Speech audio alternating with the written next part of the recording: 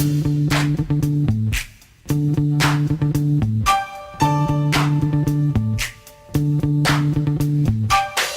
are here with Caroline De Kock of N Square.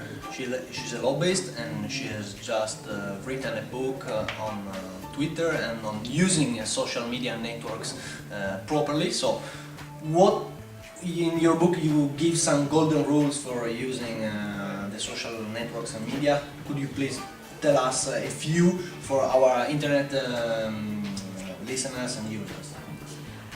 Yes.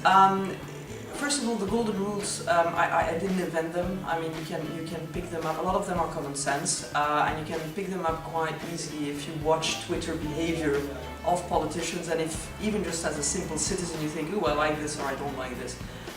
One of my first rules is be yourself, because a lot of people ask me the odd question of how should I communicate when I'm on Twitter, or how should I present myself on Facebook, and I just look at them and say like you are in real life.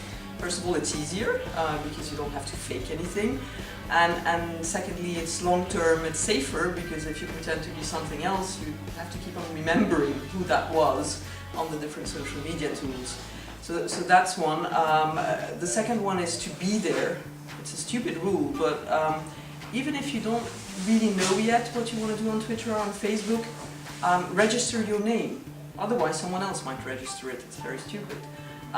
Spend some time looking at how people behave on these networks so you can get a sense of, okay, that sounds interesting, I can see myself doing that or whatever, so you get a feel of it. Just, you know, be a stalker for 3 months on Twitter, look at how it happens, and then once you're comfortable, start tweeting.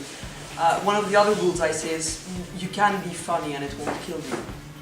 Because I think a lot of, especially from a politician's point of view, a lot of them start communicating on tools like Twitter and social media generally, or Facebook for example, like they would do press releases. So it's quite formal, it's quite stiff. That's okay, but social media are social by nature, and if you have a conversation with someone and you're always boring and always very technical, I mean, that person is not going to like you. They might respect you, they might think you say interesting things, but they're just not going to like you. If you're funny from time to time, and if you're, or at least casual from time to time, that helps a lot, I think. I'm not going to go through all the rules, but that's a couple of tips. That's already enough. And I was wondering, you use Twitter and for your job as well. So what does it mean using social networks for work,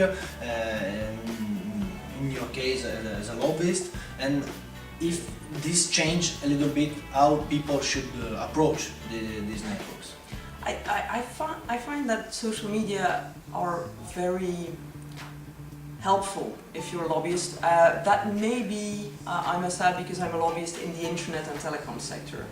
So social media are both part of how I interact, but also the dossiers that I deal with. I mean, some of the policy work I do is about Twitter and Facebook type applications and issues.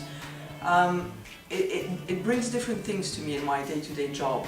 First of all, it brings a wealth of information to me. It's like an RSS feed, but done by people I trust to a certain extent. So on all the dossiers I follow, privacy, net neutrality or so forth, I follow people across the world that will send me relevant links to material that I will open and read. And I would never have the time to go to all of these places and create RSS feeds for all of these blogs or whatever. So it's a great tool to collect information. The second thing, it created a new dimension of interaction with MEPs and with the Commission. I can, for example, I know Marietje Schaake was on one of the panels organized by Butterfly Europe. She's someone who's very interested in human rights, freedom of speech and things like that. If I see a relevant article passing by Twitter, I might CC Marietje Schaake's Twitter account. I would never send her an email to send her a link that I would consider rude to a certain extent, to bug her by email, but I don't mind tweeting and saying CC Marietje Schaake, and it creates a whole new informality in the way you communicate with MEPs, which is quite interesting, I think. So, in conclusion, what is for you Butterfly Europe? What is the meaning for you?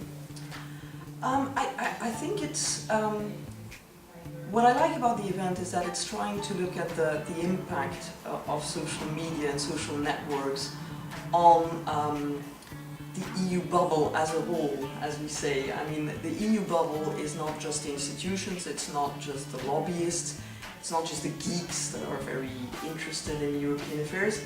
It's that the question was asked during the panel today, is there such a thing as a European public opinion? I actually think Butterfly Europe is about starting to sense what that thing might be, that European public opinion, and how maybe these new tools will help bridge the gaps that still exist today between Europe, you know, as an institution and the bureaucracy, and the citizens in the streets. So Butterfly Europe to me is a kind of a moment where we all think together on how that European public opinion could be shaped and helped, and how citizens might feel more like engaging with Europe, just because they think Europe is something interesting, not because they have to go and vote every X years for it. Many thanks. Thank you.